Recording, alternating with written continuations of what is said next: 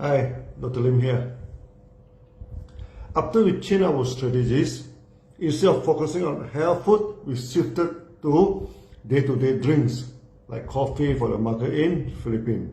The strategy worked and people started to join DXN. However, in the beginning, the meeting was not too big. Only dozens of members were coming to meet. We felt we must mobilize the people and go for bigger meetings. As our experience in Indonesia showed, if we can mobilize people to meet, we can mobilize the market. At that time, the market in Indonesia was declining due to a few reasons. Most important, what the leaders were not trained in marketing and they did not know how to face the market effectively. They relied heavily on the marketing department of the company to do the training and meeting for them. So when the market becomes stabilized, more and more MLM companies were entering the market. DXN started to face stiff competition. But the leaders lacked the capability and the skill to counter the attack from the companies, to other companies. As DXN is a real MLM company, we never spend money to make the meeting look very grand and make the packaging look extravagant. I keep on telling members, all this kind of colorful shows are useless. And it was you who pay for it actually, that make the products costly and unsustainable. However, many leaders were not proficient in dealing with the market. When facing other company using so much funfair to promote their products, they felt the essence was dull and not colorful. What was deadly was they started to doubt the company and believe in the competitor easily.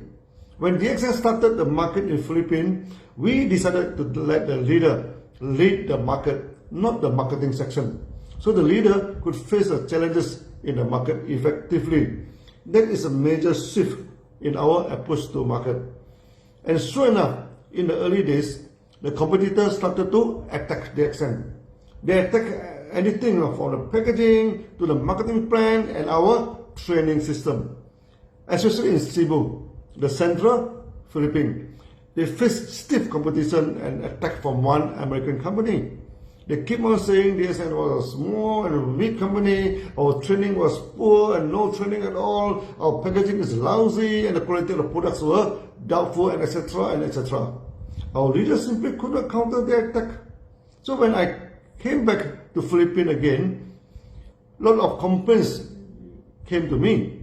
Even if I guide the leader how to counter such a baseless attack, many of them still feel difficult to face them. Eventually, I asked the leader to invite the competitors to meet for some coffee.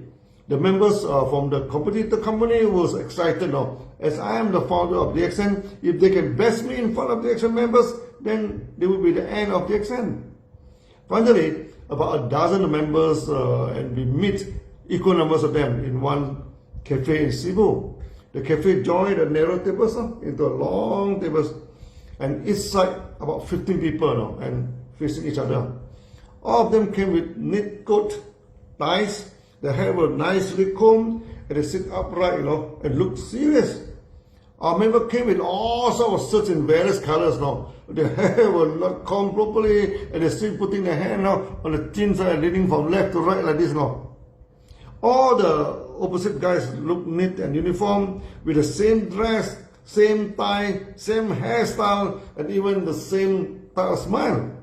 They were dismayed to look at the colorful display of DXN members wearing various style clothes. The leader sat right in front of me and looked dead serious now. His face was swollen and not smiling. Even though I tried to start the meeting with a smile, but there's no smile from them. By right, we should exchange some pleasantry while waiting for a coffee to warm up the atmosphere before the meeting. But I think they already get used to whack DXN members now. I did not care for any courtesy. The leader started to ask me a funny question now, before even the coffee were served. Are you coming for a meeting or for shopping? I told him we were not coming here for holidays. So it was not shopping trip. I invite him to talk. No need to worry. whether we want to shop or want to sing karaoke here. He leaned towards me, and looked at me fiercely and said to me curtly, "Look, mister, we are serious MIM leaders. We have a good system to train our leaders and to manage our market." Then he pointed to his member. "Look at them. They are well trained and well smartly and uniformly. We project ourselves as professional to the market." Then he started to point to some of our leaders. "Look at them. They are not coming here for a meeting. They are so happy-go-lucky, never serious, and more like coming for shopping. How can they manage the market in this manner?" Some of our members started to look angry, when they heard such a negative comment on them. I waved my hand slightly to them and be patient. Let the competitors talk first. The opposite leaders almost raised his voice and stressed again, "We have a system to train our members. We have discipline. We wear neatly and uniformly. All of us follow the same way and people respect us as a team. We even buy the car with the same plate number. When we go to the market, we are a professional team. We train and well equipped." Then he pointed to a liaison leaders who wear very colorful shirt with a very tie and said, "Look at them. You have no system. Your company is a small company from a small village, from a developing country. You know nothing about the system. You know nothing about how to impress the market. You project yourself in such a lousy manner. No one will take you seriously." The SM members started to feel agitated. Again, I request them to stay calm. The opposite leaders continued to boast. "Look at our founder. She is a PhD holder and 9 doctors are under her training. Doctors, not any Tom, Dick and Harry." Then when he mentioned PhD, he spelled it out loud and pointed his finger to stress his point. And gestured his hand in the air to stress the company forever. Training the doctor, not the Tom and Harry from the side. Then he continued, "We are American company. American." Very funny. I started to smile. They annoyed him immediately. He always shouted, "We have a system, not like you. Have no system. Our founder came to the Philippines, selected the cream of the market, 100 of them, and trained them for 2 weeks. After that, select the best of the best, 10 of them, and sent to America to train for 2 weeks. Where is the training of DXN? Where is the training, sir? There is no training in DXN. DXN leaders started to get agitated and look at them with burning eyes. I asked them to stay calm. The more those opposite idiots try to talk, the more they suffer later. "We are an international company. We establish many branches in the world with good office, good promoting material and good material," they said. They keep on boasting how good his company and how bad DXN was compared to it. When he saw me sitting quietly and listened to his boasting, I felt thrill at his voice get higher and higher. I had to control the leaders of DXN not to punch his face. After about 45 minutes to nearly an hour or so, he was apparently tired of shouting and waving gesture. Finally he stopped. I asked him, as he completed his word, has he completed his points? He said back, "Yes." Now it was my turn for fun. I asked him, "Mister, why do you join MIM?" He was taken aback by my question. He expected me to defend the DXN and he could keep on working me. I tried to show it to the DXN leaders. When someone comes and boasts about his company and how good is their company and how bad is DXN, ignore his point. Analyze his weak point and use our strong point to whack them. As simple as that. I asked him again. "Are you joining MIM to wear a black suit? To tie a tie neatly? And all sitting the same way and smile the same way?" He was stunned by my question. He could not answer me. Then I answered for them. "Mister, the most important thing in MIM is the bonus you get at each month. Am I right?" They have to agree with me. Then I asked them point blank, "How much are you making, sir?" They did not answer me. Before I went for the meeting, I have done some homework about them and their company. Their products were from America and far away. And for the past few months, they are facing shortage of products because the local partner did not pay for the goods to the American company, and their bonus become very poor now. I pointed to my leaders now and talked to the opposition again. They are making good money now and better bonus than you now.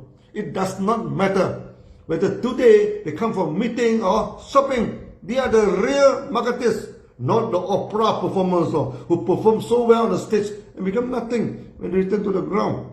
Then I pointed to myself now. I am also a PhD holder. What is so great about PhD? We have 4,000 doctors join us in Indonesia, and many times I train a few hundreds of them at a time now. And your founder trained 9 doctors, and you're yelling so up here. Are you not feeling shameful? Your company is an international company. DXN also an international company. But your company had partnership with locals everywhere. And one word, too many markets. You never synchronize your marketing plan. One country, one plan. In DXN, we practice one word, one market. You join member in DXN, and then you can sponsor people around the world like your neighbor. That is the real system. Who say DXN have no system? Then I asked him, what is the most important thing in MLM to guarantee your success? It's not the coat you wear, not the tie you display. This is the duplication of your network. In your system, you need 2 weeks, for basic training, 2 weeks for advanced training. If you were to duplicate the system, ding dong, take 2 months. In DXN, we go for simplicity. In the morning, we train the members. He started to duplicate the system. In the afternoon, ding dong, only 1 day. Much faster than your 2 months, to go and flow. How are you going to compete with us? You keep on talking about the packaging and quality of your products. How much is the cactus juice you're selling? They sell some kind of cactus juice now, okay, for $100 a bottle. The market for cactus juice is very limited now. Can you sell it in a village? Can you sell it in any strata of the society? No, you cannot. The price is too high. Because you pay for the colorful event, extravaganza of showing off, all this need money, and you pay for it. Look at the coffee of DXN. It's hardly a few dollars. A professor can buy it. A farmer also can buy it. We are the real company. We go to all levels in the society, and we are successful in selling to them. It took me about 10 minutes now to make my point, and they were stunned and couldn't answer any of my questions. DXN leaders wanted to make fun of them, but stop by me now. We are here for meeting now, not to shop of course, but also not for gang fight. I excused myself and started to leave. All of them actually lined up and shook hands with me. No more arrogance as in the beginning. Later, the founder of the company had a big issue with her husband, and the whole company was in big trouble. Added to the non-payment of the local shareholder in Philippines, they ran out of products for more than 3 months. The market simply collapsed now. And many of their members joined DXN. From this story, sustainability is the most important factor in MLM. What is the point of this display beautiful like a peacock? And at the end of the day, chicken out. I shall tell you more funny story from our competitors in the next video. See you then. Bye-bye.